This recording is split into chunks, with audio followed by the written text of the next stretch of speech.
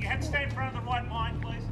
The Cold War lives on here in Panmunjom, in the demilitarized zone between North and South Korea.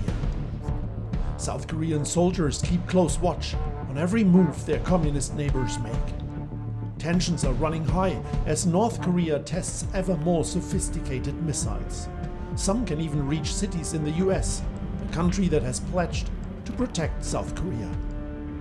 This is the most dangerous moment because there is a huge asymmetric capabilities North Korea has, which is nuclear capabilities.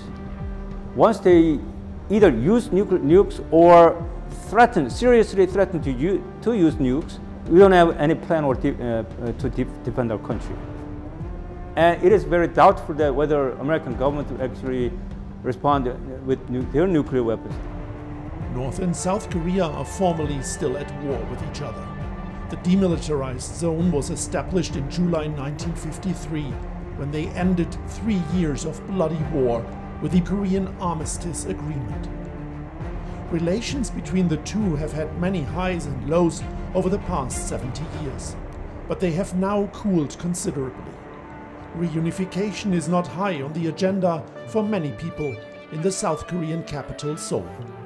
In the young age like me, get a lot of pressure by living their own life, but at the same time, if we are thinking about the reunion, in some point they have a concern, do we have to take care of them too?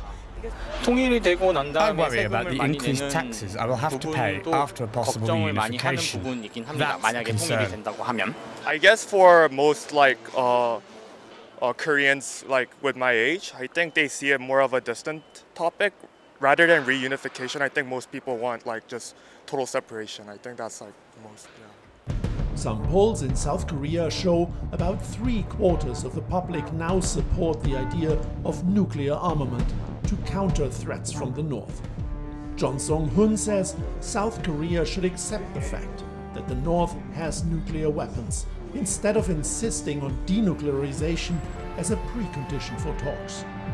He thinks South Korea was too naive when it signed the so-called Denuclearization Declaration, just as Ukraine was when it gave up its nuclear weapons with the Budapest Memorandum. One of the reasons why currently South Koreans are concerned about this nuclear threat is that we are seeing what Ukraine experienced these days. We all understand that Ukraine with nuclear weapons would not be invaded by Russia. Now they're attacked actually from Russia, who is supposed to provide security guarantee to Ukraine. A very similar destiny, a very similar fate, see?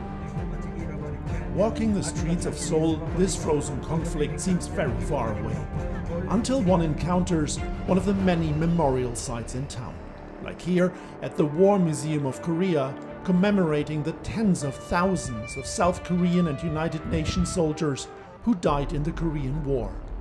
7 decades later, lasting peace still seems out of reach.